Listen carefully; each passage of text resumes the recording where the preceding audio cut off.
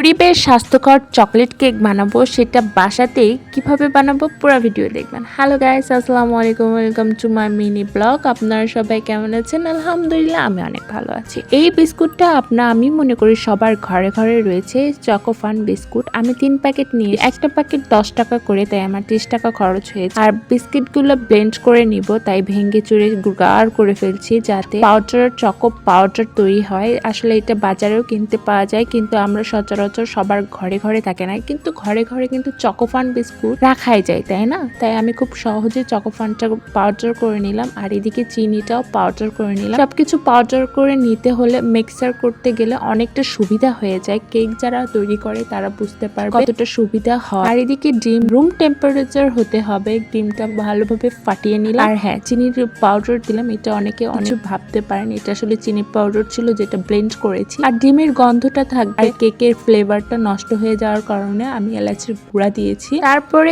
Blend করে choco ফানকে choco powder গুলো ঢালিয়ে দিলাম, আর একটু একটু করে দুধ, লিকুইড দুধ, সেটা আসলে দেওয়ার কারণে আমার ডোরটা অনেক সুন্দর হয়েছে। আর এদিকে কেক বানাবো আর বেকিং পাউডার দিব না, এটা কিভাবে হয়? বেকিং পাউডারটা দিলাম, আপনার বেকিং সোডাও দিতে পারে। আর এদিকে তেল দিয়ে দিলাম পরিমাণ মতো, নেওয়ার পর ভালোভাবে মিক্সার করলাম।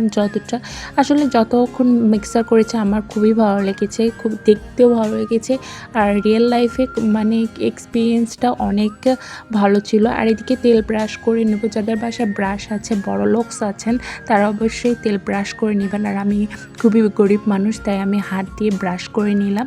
আর এদিকে তারপরে কেকটা ঢালিয়ে দিলাম ডোরটা।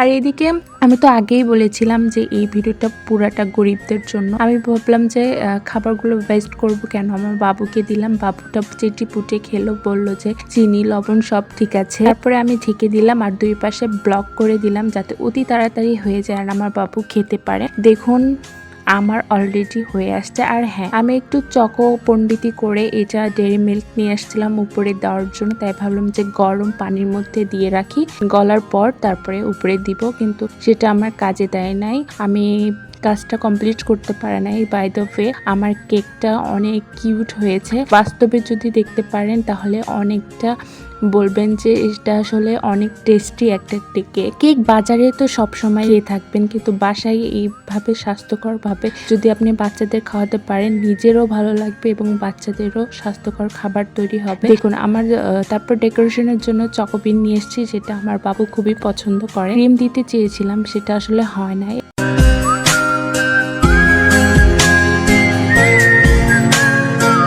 আর এইদিকে আমি ভিডিও করার জন্য একটা স্পাইসি নিয়েছি, আর আমার ছেলে ভেবেছে তাকে দিব, সে তার মানে ধৈর্য ধরছে না, সে খাওয়া কতক্ষণ পর্যন্ত খাবে। তারপর তার এক্সাইটেড দেখার পর তাকে দিলাম যে খেয়ে নাও। তার মুখের এক্সপ্রেশন দেখে আপনারা বুঝতে পারবেন তার কতটা টেস্ট লেগেছে। তো আমি ভিডিও করার জন্য এখানে আসলে আপনাদের দেখার জন্য ধরেছিলাম, আর সে মজা করে খেলো।